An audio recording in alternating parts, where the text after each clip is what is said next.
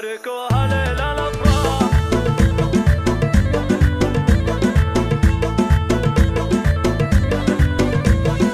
زانت أجواء الشعر وابدع وزانا، والقوافي كل ابوها خيالية، بالجمال اللي تميز على قرانه، المدايح كنها فيه مخفية، بالعروس وزينها القاف والحانه، الفريد المترفة والسنافية، نوف صور حسنها الله سبحانه، آية الزين في الناس مرئية،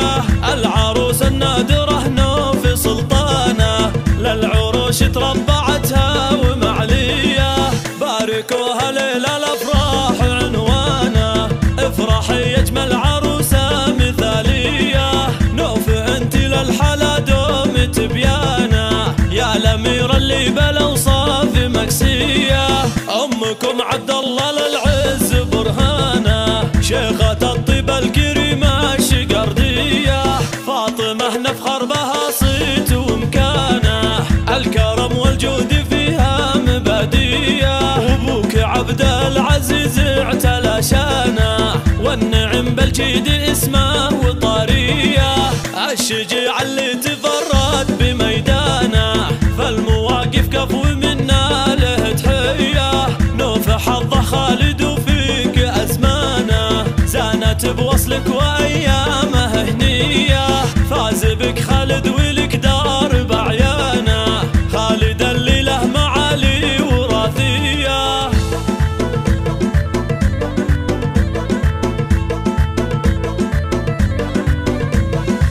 زانت أجواء الشعر وابدع وزانا، والقوافي كل ابوها خيالية، بالجمال اللي تميز على قرانه، المدايح كنها فيه مخفية، بالعروس وزينها القاف والحانه، الفريد المترفة والسنافية، نوف صور حسنها الله سبحانه، آية الزين في الناس مرئية،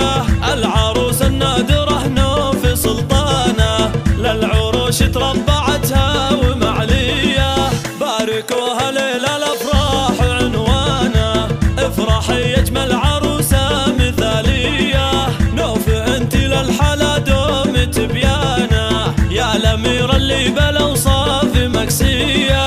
أمكم عبد الله للعز برهانه، شيخة الطيب الكريمة الشقردية، فاطمة نفخر بها صيت ومكانه، الكرم والجود فيها مبادية، وابوك عبد العزيز اعتلى شانه، والنعم بالجيد اسمه وطارية، الشجاع اللي تفرد بميدانه، فالمواقف كفو منا له تحية، نوف حظه خالد وفيك أزمانه، زانت بوصلك